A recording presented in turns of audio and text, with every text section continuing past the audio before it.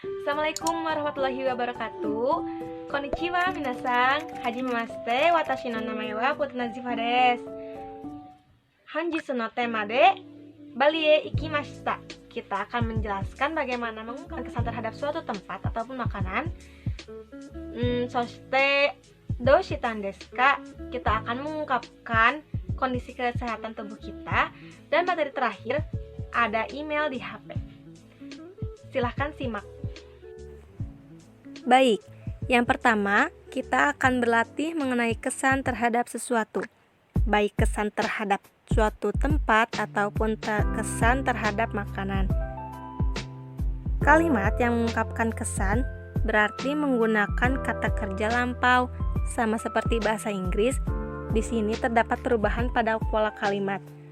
Ada dua pola kalimat yang menggunakan partikel i dan partikel na. Pada pola kalimat pertama, kata benda ditambah partikel wa, tambah kata sifat, tambah i, dan berakhiran kata des atau kunakata des. Pada pola kalimat kedua, kata benda ditambah partikel wa, tambah kata sifat, tambah na, berakhiran desta atau dewa arimaseng desta.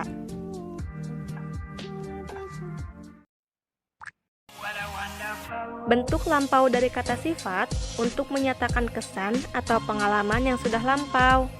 Dan dalam bahasa Jepang, kata sifat juga mengalami perubahan bentuk sesuai dengan waktu kejadian seperti halnya kata kerja. Pada pola kalimat, kata sifat tambah des, untuk kata sifat yang berakhiran i, yang mengalami perubahan adalah kata sifat itu sendiri. Sementara untuk kata sifat yang berakhiran na, perubahannya hanya terjadi pada des. Contoh 1. Wonogiri wa asukatta desu atau atsukunakatta desu. Contoh 2. Girimarto wa shizuka deshita atau shizuka dewa arimaseng. Di sini terdapat tabel yang akan menjelaskan lebih detail perubahan pada pola kalimat. Jenis kata sifat, bentuk sekarang, perubahan, dan bentuk lampau. Pada kata sifat yang berakhiran i, dalam bentuk positif, awal mulanya tanoshi desu, diganti dengan ikatta desu, akan berubah menjadi tanoshikatta desu. Begitu pula dengan bentuk negatifnya yang awal mulanya tanoshikunai desu, diganti dengan nakatta desu, akan berubah menjadi tanoshikunakatta desu. Dan kata sifat yang berakhiran na dalam bentuk positif, awal mulanya kirei desu, diganti dengan deshita, akan menjadi kirei deshita. Dan dalam bentuk negatif, awal mulanya kirei dewa arimaseng, diganti menjadi dewa arimaseng deshita, akan berubah menjadi kirei dewa arimaseng deshita. Ngerti kan materinya? Kalau nggak ngerti, kalian bisa nanya di kolom komentar. Dan sekarang ada tugas mandiri untuk kalian di rumah, kerjakan dengan sebaik mungkin. Semangat! Di sini terdapat surat yang berisi kesan terhadap suatu tempat, lalu berisi pertanyaan yang bisa kalian isi sebagai latihan soal agar dapat lebih memahami materi. Kalian bisa pause video ini. Masuk ke materi kedua. Sebelum menjelaskan kondisi kesehatan tubuh, awal mulanya kita harus ngerti dong arti kosakata bagian tubuh kita sendiri. Mari kita belajar dulu ya kosakata berikut ini. Kalian harus hafal. Baik, pada materi kedua kita langsung aja masuk ke kosakata anggota tubuh kita. Mulai dari atas ya. Kepala artinya atama, mata artinya me, telinga, mini, hidung, hana, mulut, uci, gigi, ha, leher, dodo, bahu, kata, tangan, te, perut, onaka, pinggang, koshi, dan kaki, ashi. Nah, untuk gampang menghafalnya, kalian bisa ikuti iringan musik Twinkle Little Star dengan liriknya diganti dengan kosakata bagian tubuh. Ada di bawah ini, silahkan bernyanyi.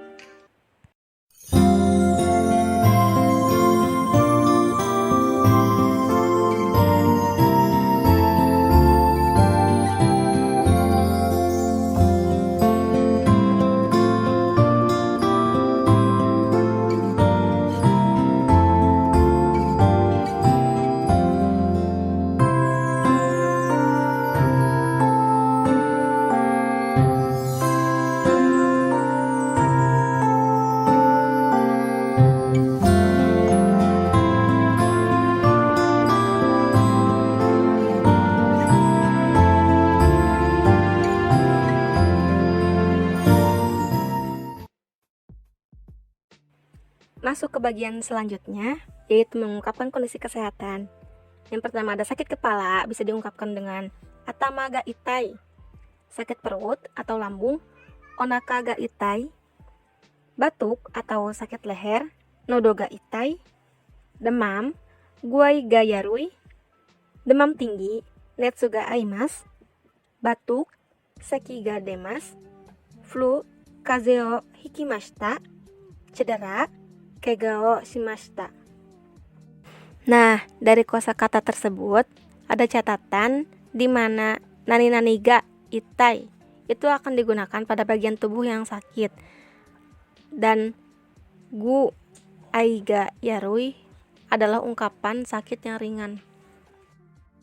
Pada ungkapan tersebut terlihat pola kalimat di mana kata kerja tambah bentuk kamus atau ta, tambah kata sifat, tambah en, tambah des.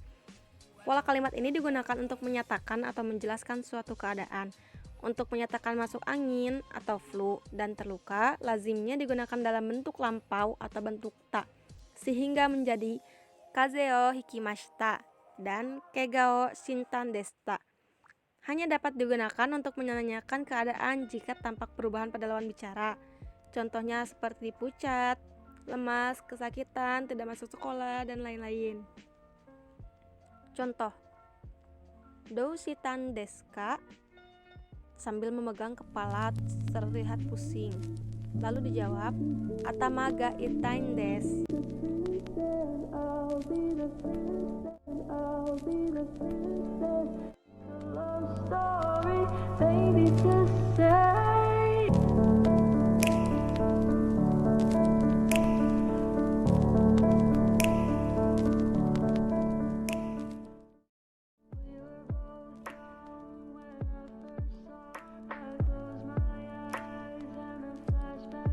Materi berikutnya adalah email di HP.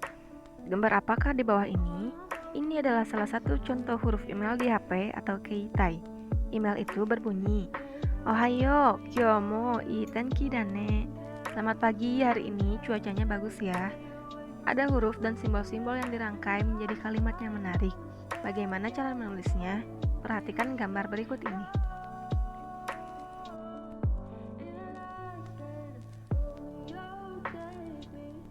Gambar-gambar apakah di atas? Ini adalah tampilan display HP di Jepang. Namanya emoji dan kaomoji. Moji ini hanya ada dalam fasilitas telepon di Jepang. Dengan mengombinasikan kaomoji dan emoji, mereka menghasilkan huruf-huruf baru yang lebih menarik. Jadi mengungkapkan perasaan lebih mudah dengan kata-kata. Bagaimana dengan HP di Indonesia? Bagaimana kesan Anda melihat pesan di email ini? Ini ucapan dari seorang anak kepada ibunya. Penggunaan emoji dan kaomoji ini cukup fleksibel. Dengan mengkombinasikan karakter-karakter dasarnya, orang bisa berkreasi lebih jauh untuk menciptakan simbol dan ekspresi yang lebih unik. Menarik bukan? Berikut ini ada beberapa gambar emoji dan kaomoji yang bisa kita artikan. Pesan ini, mata aitaine dan emoji love untuk mengungkapkan perasaan senang dan ingin bertemu di lain hari. Sedangkan pesan ini, kareshi to wakare chatta dan tanda patah hati, ini adalah ungkapan rasa sedih karena ditinggal sang kekasih atau mengalami perpisahan. Bagaimana dengan yang ini? Ini adalah kaomoji untuk mengungkapkan rasa sedih dengan menggambarkan seolah-olah keluar air matanya dengan menuliskan huruf O dan T. Emoji dan kaomoji bisa dicampur seperti ini juga, misalnya Ogenki, asete deau. Kalau pesan ini tempatnya digunakan emoji kue sebagai kafe. Ada karakter khusus yang tidak dimiliki oleh HP orang Indonesia. Karakter khusus itu berupa simbol seperti panah, not lagu, tanda cuaca, suasana hati, dan lain-lain. Lalu, bagaimana fungsi HP bagi pelajar Jepang? Bagi pelajar Jepang, HP adalah kebutuhan pokok loh. Sebagian besar pelajar di Jepang menerima dan mengirim email dengan jumlah besar setiap harinya. Bagi mereka, cara itu dipandang sebagai alat komunikasi sederhana, sangat privasif, cepat, dan murah. Wah, menarik bukan? Sambil menunggu HP yang baru dengan fasilitas kaomoji dan emoji, kamu bisa menggunakan simbol angka berikut di HP kamu sekarang. Silahkan mencoba.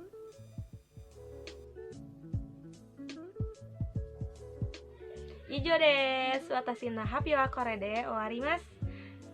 Cukup sekian materi yang aku bisa sampaikan. Semoga kalian bisa suka. Semoga kalian paham lah ya seenggaknya. Dan kalau nggak paham, kalau ada apa-apa bisa komen sendiri. Mohon maaf atas segala kesalahan dan kekurangan yang saya sampaikan. Arigatou gozaimasu.